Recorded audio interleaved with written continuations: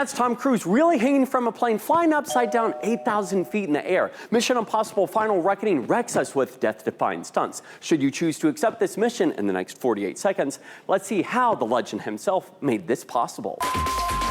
It was very, very demanding. The most grueling stunt work of all 8 movies, actually, where Tom and co are constantly trying to outdo themselves. I don't know where we go from that. It did not exist anywhere in the world, so we had to build it. Director Chris McQuarrie said this submarine scene was shot in the largest water tank that could turn 360 degrees. They even developed hand signals to communicate while shooting completely submerged. A lot of times I cannot see because of the reflection of the light. We had to train to know what it was like, how to survive. Filming in the Arctic forced the cast and crew to learn ways to combat the negative 40-degree temps. You just can't even get up. Tom passed out battling 140-mile-per-hour winds to actually do this, proving expert wingwalkers wrong when they said it couldn't be done. So which stunt is your favorite from all Mission Impossible movies? Let your thoughts take hold in the comments below. But for now, that is a minute.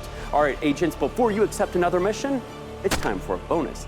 Haley Atwell was introduced in Dead Reckoning, and shooting that, then Final Reckoning, took 7 years, and a lot can happen in that time, like Haley becoming a mom. But she didn't let that stop her from shooting this scene at 8.5 months pregnant. Everyone was so supportive, and they were like, oh, you can sit down and we'll have a stunt double do it. I was like, no, I've worked too hard, let me do it. Speaking of action, Pom Klementieff, known on set as Pom Cruise, agreed with other thespians that this franchise is like a lifestyle shift. The training changes you, like it must have of done for course. you I mean, too. it becomes a lifestyle, you know? We basically never stopped training for 5 years. Haley joked that her training even helped her in real life, because when she was crossing the street, her new instincts kicked in when she had a close call with a motorcyclist. Almost was about to run me over, and I just went instinctively, really quickly, and I pushed him off the motorbike. Writer-director Christopher McQuarrie said when shooting these movies, it's best to forget about fear. But capturing the climactic airplane sequence wasn't easy on the filmmaker, because Tom tried staying out on the wing as long as possible, running the risk of the plane running out of fuel, and the actor running out of a way to breathe since it was nearly impossible to do.